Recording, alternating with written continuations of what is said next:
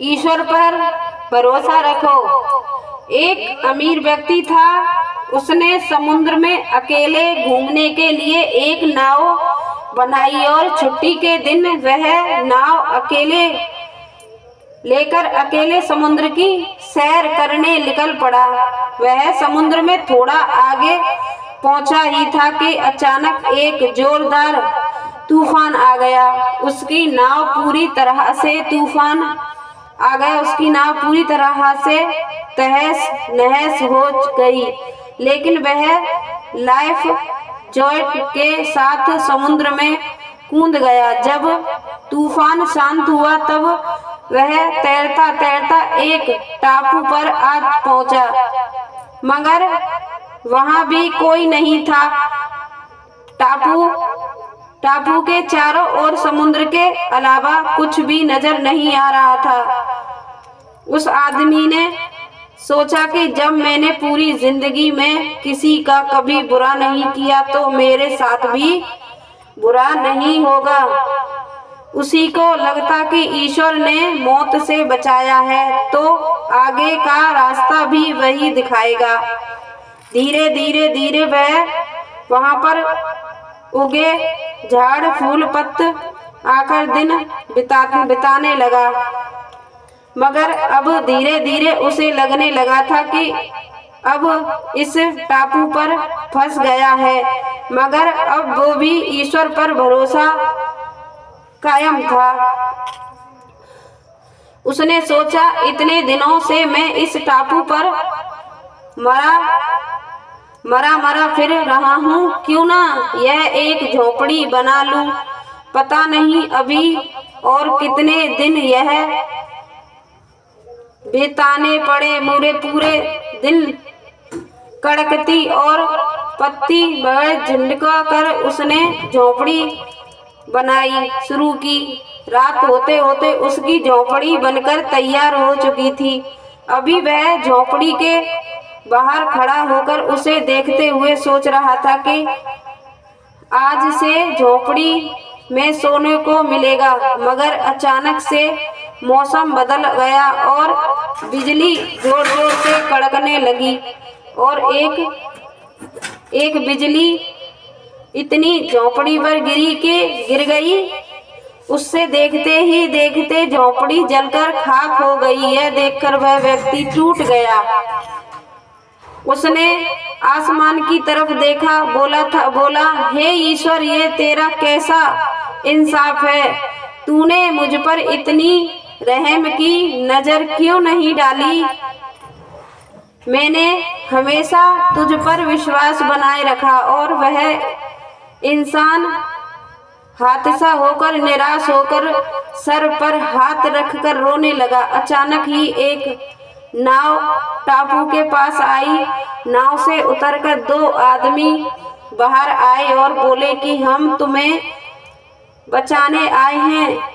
दूसरे से इधर विराट टापू से उजलता हुआ झोपड़ा देखा तो लगा कि कोई उस टापू पर मुसीबत में है। अगर तुम अपनी झोपड़ी नहीं जलाते तो हमें पता नहीं चलता कि टापू पर कोई है। उस आदमी की आंखों से आंसू गिरने लगे। उसने ईश्वर से माफी मांगी और बोला कि हे ईश्वर, मुझे माफ करना। पता था कि तूने मुझे बचाने के लिए मेरी झोपड़ी जलाई थी, क्योंकि तू अपने भक्तों का हमेशा ख्याल रखता है। तूने मेरे सब्र का इम्तिहान लिया, लेकिन मैं उसमें फेल हो गया। मुझे माफ कर देना। इस कहानी से यह सीख मिलती है कि दिन चाहे सुख के हो या दुख के, भगवान अपने भक्तों के साथ हमेशा रहते हैं।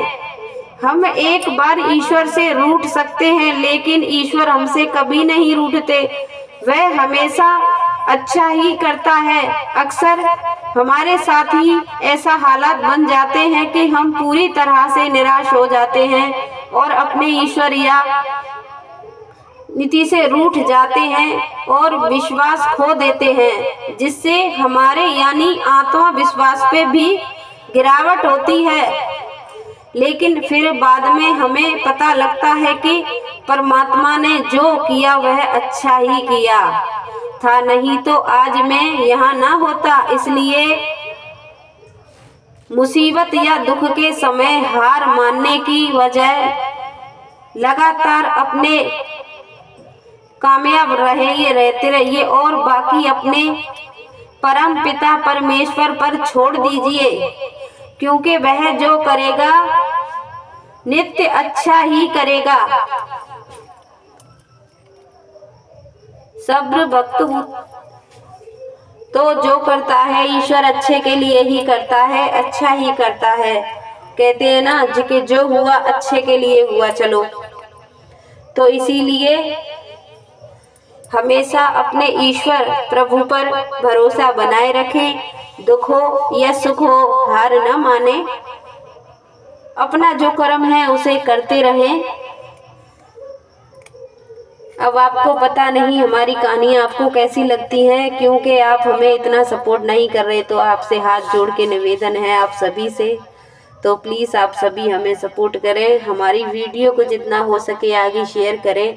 अगर आपको कोई गलती नज़र आती है उसमें तो कमेंट में बताएं, एक कमेंट करके ज़रूर बताएं। तो अब अपनी कहानी को हम यहीं पे करते हैं समाप्त। जो हम चाहते हैं कि आपको इससे अच्छी सीख मिले, बढ़िया सीख मिले, तो इस कहानी को पूरा ही सुनना, अधूरी ना छोड़ना। अधूरी जानकारी ठीक नहीं होती, कोई भी हो।